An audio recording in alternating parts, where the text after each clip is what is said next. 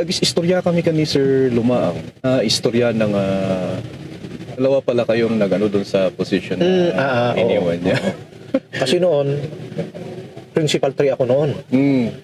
Nung principal 2 kaming dalawa, nag-apply siya noon for the position na principal 3. Oo. Pero ako ang nakakuha, hindi siya. Parang ganoon. Tapos, nung na-vacant na yung sports coordinator, division sports coordinator, EPS. Ayan. Parang gusto kong mag-apply, parang yun. Kaya in-try ko na mag-apply, pero dalawa kami. Pero yun, siya ang nakakuha. So, ibig talagang dati parat itunggal may isa na para sa kanya siguro din. In which, siguro, na-build up siguro nga para district. Wala kayong balaksat na? awan.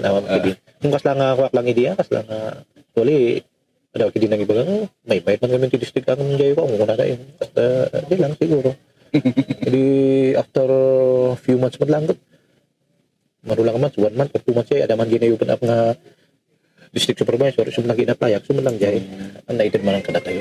Paano nyo nakuha yung item na nyo, kung may kukwento nyo? Ay, during the time of Sir Martin. Sir Martin, P3 pa ako noon. Tapos sabi niya, you will go to Bangkayan. Sabi sa akin.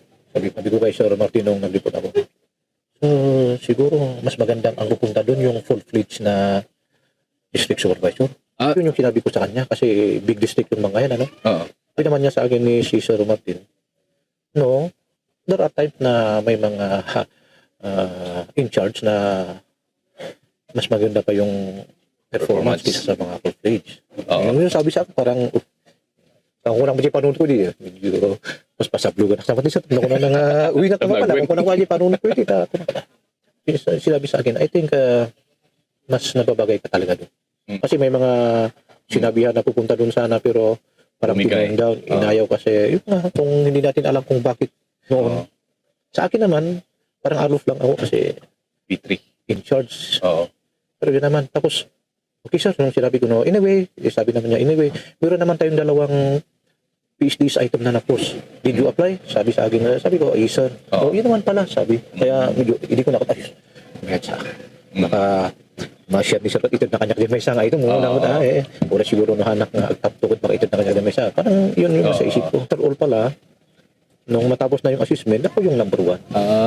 Ako ang number 1, kaya ako rin yung nakuha. Isikamot lang nangalagay. So nga, naalak dyan may isang PhD's item. So nga, nag-PhD siya lang sa Blanty, kurang-kurang 1 month. Listening to El Maestro Space podcast.